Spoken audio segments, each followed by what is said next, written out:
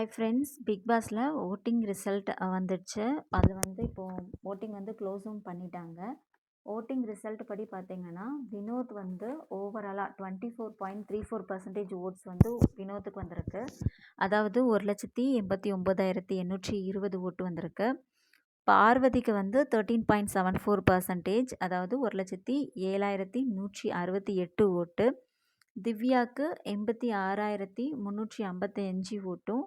விக்ரமுக்கு 69,436 ஓட்டும். கம்ருதீனுக்கு 63,298 ஓட்டும். எஃப்ஜேக்கு 45,026 ஓட்டும். பிரஜனுக்கு 44,642 ஓட்டும். சாண்ட்ராக்கு 44,534 ஓட்டும். அமித்துக்கு 43,584 ஓட்டும். கனிக்கு 43,381 ஓட்டும்.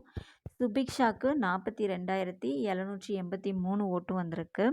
இதில் வந்து லீஸ்ட்டாக இருக்கிறது யாருன்னு பார்த்தீங்கன்னா சுபிக்ஷா தான். ஆக்சுவலாக வந்து சுபிக்ஷா வந்து நல்லாவே விளாடவும் செய்கிறாங்க. எல்லாத்துலேயுமே நல்லா பார்ட்டிசிபேட் பண்ணுறாங்க. ஏதாவது சண்டைனாலுமே வந்து அவங்க வந்து கரெக்டான பதிவுகளை அவங்க வெளிப்படுத்துகிறாங்க. இப்போ பார்வதி மாதிரி வந்து சும்மா சண்டைனாலே வந்து உள்ளே வந்து வளர்றது கிடையாது, சண்டையை உருவாக்குறதும் கிடையாது. அவங்க வந்து என்னை பொறுத்த வரைக்கும் அவங்க ரொம்பவே நல்லாவே விளையாண்டுட்டு இருக்கிறாங்க. இதில் வந்து கனி, எஃப்ஜே, சாண்ட்ரா இவங்கெல்லாம் வந்து என்ன விளாடுறாங்கன்னு தெரில. ஆனால் அவங்களுக்கு நல்லா அவங்க வந்து கொஞ்சம் நல்லா நிறைய ஓட்டே வந்திருக்கு.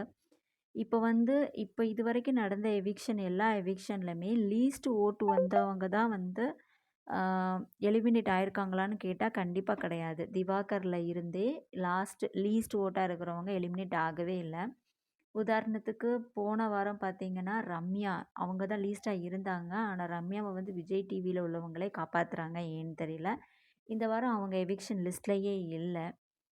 அதே மாதிரி திவாகருமே வந்து லீடிங்கில் தான் இருந்தார் ஓட்டில். ஆனால் அவங்கள வந்து வெளியில் அனுப்புனாங்க.